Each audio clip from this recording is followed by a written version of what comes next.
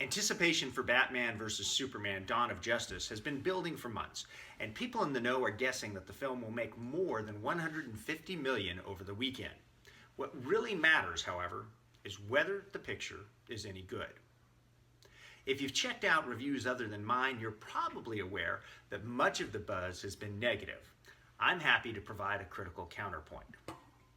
Batman vs. Superman, a follow-up to 2013's Man of Steel, is imperfect, but it's also a thoroughly entertaining superhero adventure, and I believe general audiences will be more enamored than critics. The story is set after Man of Steel, in a world that has come to love Superman's heroic deeds, but also to fear his immense power. Nobody is more aware of what his power means than Bruce Wayne, the billionaire businessman who moonlights as the vigilante Batman. Wayne watched as Superman battled the Kryptonian supervillain Zod, laying waste to a considerable portion of Metropolis in the process.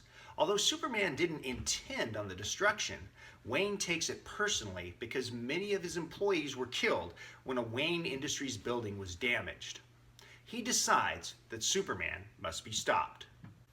At the same time, Superman, who works as reporter Clark Kent when he isn't saving the world, is growing increasingly troubled by Batman's vigilante tactics. As powerful as he may be, Superman is essentially a Boy Scout, and he doesn't approve of Batman's brutal methods. Add the scheming of a Jesse Eisenberg-portrayed Lex Luthor, and the stage is set for an epic gladiator match. As one might expect, in a film like this, there are plenty of silly moments, including plot points that superhero geeks will be picking apart for months. But we are talking about a world where a man can fly, and a billionaire becomes a one-man wrecking crew with little more than a cape and a cowl. In other words, some silliness is to be expected. More important, I think, is that the movie is relentlessly entertaining.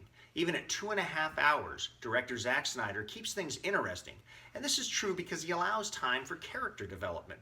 By the time the movie is over, viewers should feel like they know who Superman and Batman are, and that's more than you can say for the heroes of some superhero films. The cast also deserves credit. Henry Cavill was quite likable as Clark Kent and Superman in Man of Steel, and he continues his fine work in this film. Ben Affleck has been facing undeserved criticism since the moment he was announced as Batman, and he should put all the worries to rest. If fans have a problem with Affleck's caped crusader, it will probably have more to do with the writing than his performance.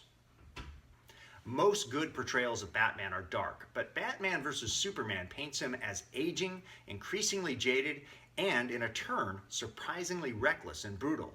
I can imagine some fans struggling with this, but the more one thinks about it, the better this portrayal ties into the plotting.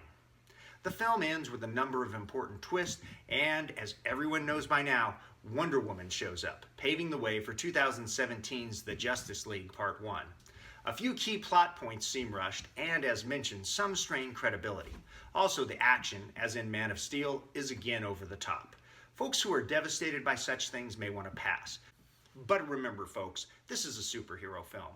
Above all else, this genre should be fun, and Snyder delivers the fun.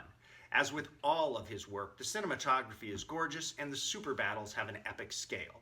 I suggest walking into the theater, letting all expectations go, and just enjoying the wild ride that's been created for us.